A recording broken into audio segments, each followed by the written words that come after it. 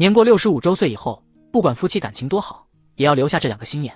过了65岁，应该留什么心眼呢？注重幸福生活重视的朋友，尤其是老年朋友们，可以给视频点个赞，支持一下。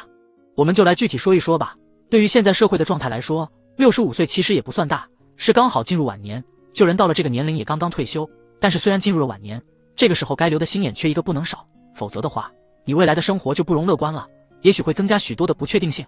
首先这第一个就是身体健康了，老了之后啥都不要想，一定要照顾好自己的身体，因为进入到65岁以后，身体的各项机能都在下降，代谢也在不如年轻的时候，所以生病的几率也会增加。但是有些老年人却往往有这样的想法，他觉得年轻的时候身体挺好的，吃嘛嘛香，老了身体也不会差到哪里去。还有些老人则认为就算身体不好，生病了也没啥，不是有老伴吗？老伴可以照顾我。其实这两个想法都是危险的，也是错误的。年轻的时候身体好，不代表上了年纪身体就一定会好，因为人老了，身体各项指标也处于下降的趋势，所以有时候免不了会生病。而且不要一生病就想着指望老伴，老伴跟你也一样，他也上了年纪，他也老了。假如老伴走在前面了，你指望孩子吗？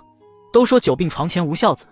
就算老伴身体健康，时间一长，不管是孩子，老伴也难免会失去耐心，也可能会嫌弃你，到时候你自己都会觉得生活没劲，没有指望。所以平时一定要爱惜好自己的身体，想要晚年生活好，身体是第一位，就一定要把自己身体照顾好了。这第二点呢，就是过了65岁以后，一定要有自理能力，这一点很重要，一定不要觉得无所谓，尽早自理，而且越早越好。谁都希望和自己老伴可以白头偕老，但是现实生活是残酷的，虽然有些事情我们不愿意接受，但夫妻之间总有一方走在前面，所以一定要趁着自己健康的时候，老伴也在健康的时候，健在的时候学会自理，学会自己照顾自己，无论是精神方面还是生活方面，否则到时候就会一时间难以独自面对生活。我姥爷呢就是这样的情况，姥姥在世时，生活就是方方面面的姥姥在做，姥爷呢平时也没做过饭，洗过衣服。